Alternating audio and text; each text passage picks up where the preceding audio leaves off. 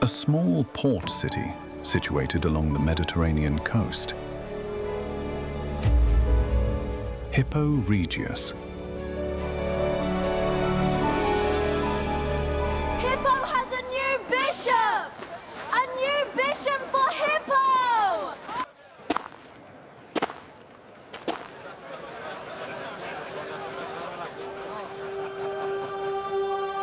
This is Augustine, the new bishop of Hippo.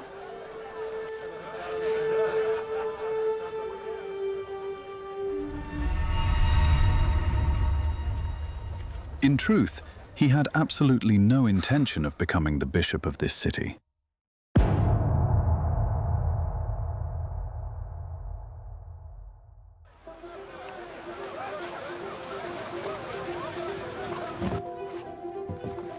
A few years ago, during a brief visit to Hippo, My brothers and sisters. he was surrounded by a crowd and forcibly ordained as a priest. Such a scene was not uncommon in the North African church of that time.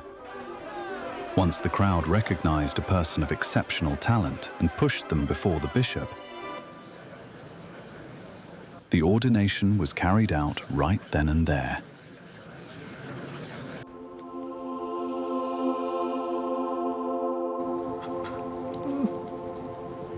Augustine wept bitterly upon being ordained.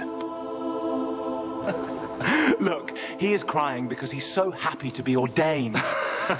Could he be disappointed at becoming a mere priest when he was destined to be a bishop? However, Augustine wept because he felt ill-equipped to teach the scriptures or care for souls. He was terrified by the immense burden of being responsible for the salvation of so many sinners.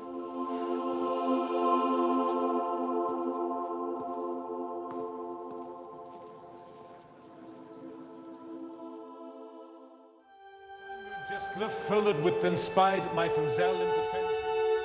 For you, I am a bishop, but with you, I am a Christian. Truly, the office of bishop that I hold for you fills me with fear. But the name of Christian that I share with you brings me comfort. People came to look up to Augustine more and more. Yet, not all eyes were filled with admiration.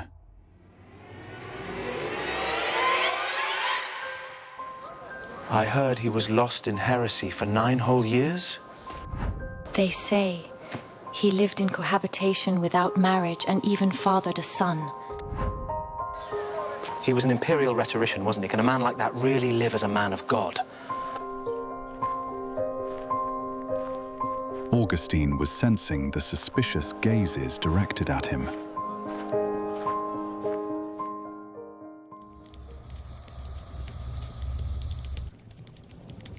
He resolved to confess his past of his own accord, through a book.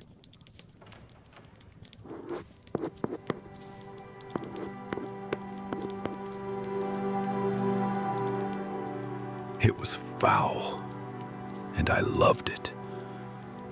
I loved my own undoing. I loved my error. Not that for which I erred, but the error itself.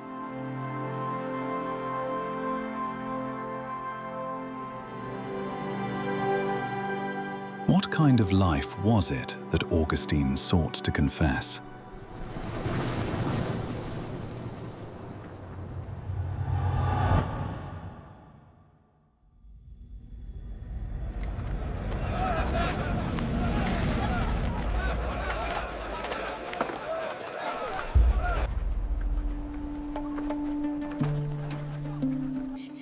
Tagaste, a small town in North Africa.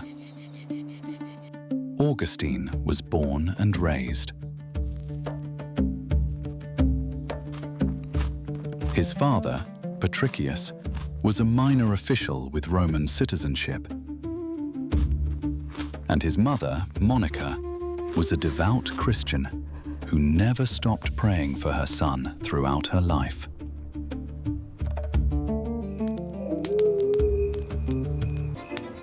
One day, young Augustine and his friends stole every last fruit from a neighbor's pear tree and threw them to the pigs.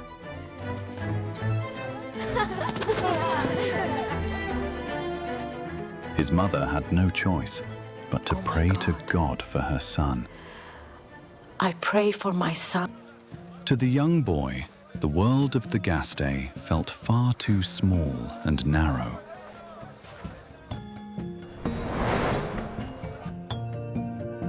The young Augustine dreamed of success.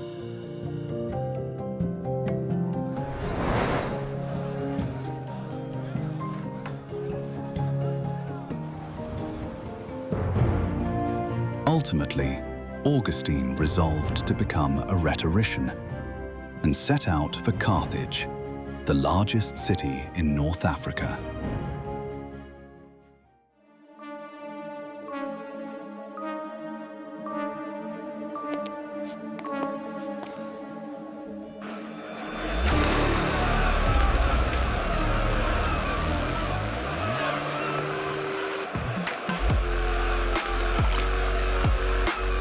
Carthage was a city seething with desire. It was a massive temptation in itself. At the same time, the intense wandering and love that would shake his entire life were also beginning in this scorching city.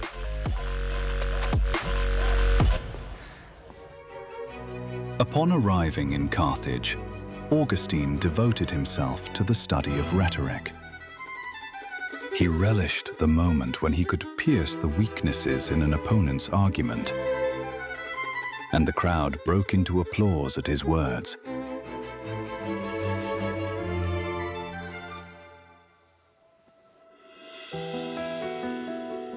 It was there that he met a woman and began a life together.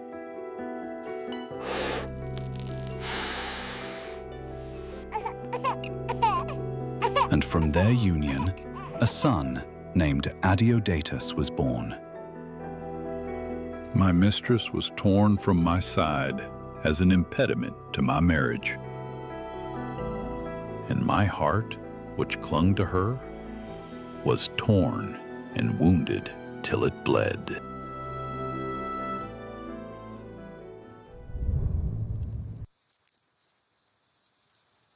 Augustine was drawn deep into astrology, a subject that any learned man of his day would have pursued in earnest.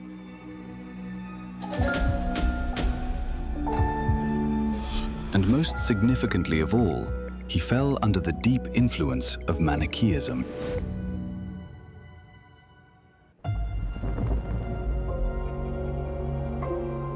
Actually, I ought not to prefer myself to him because I happened to be more learned than he was. For I got no great pleasure from my learning, but sought, rather, to please men by its exhibition. And this, not to instruct, but only to please. The young Augustine's ambition remained unfulfilled. Driven by even greater aspirations, he journeyed through Rome and arrived in Milan, the heart of the empire.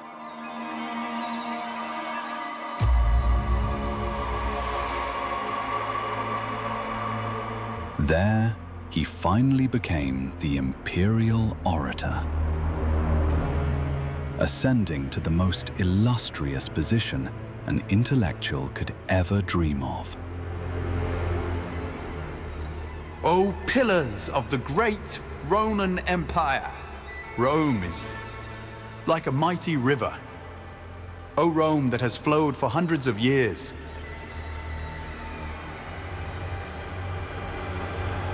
Flow farther, deeper and wider.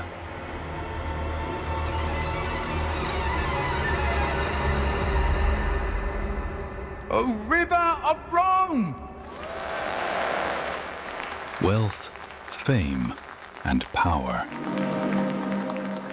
Everything he had ever desired now lay at his feet.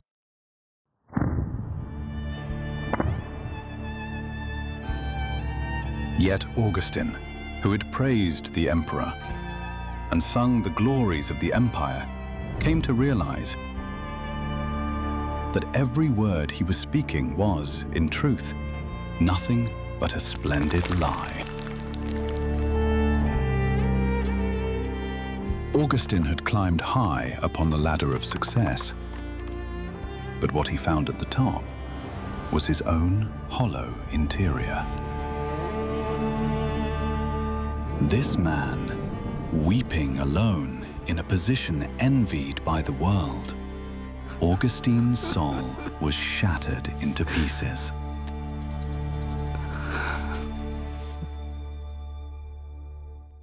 Pick it up and read,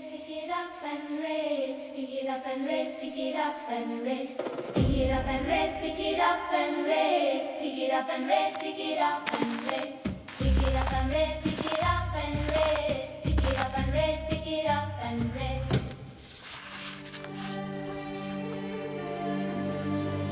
Not in rioting and drunkenness, not in chambering and wantonness, not in strife and envying, but put on the Lord Jesus Christ, and make no provision for the flesh, to fulfill the lusts thereof.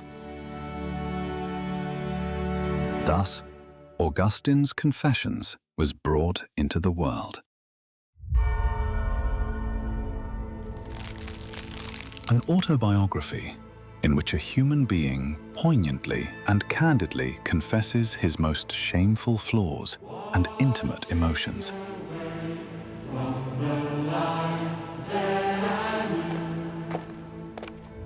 Now, reaching across 1600 years of time, Saint Augustine himself is here to share his most passionate confession directly with you.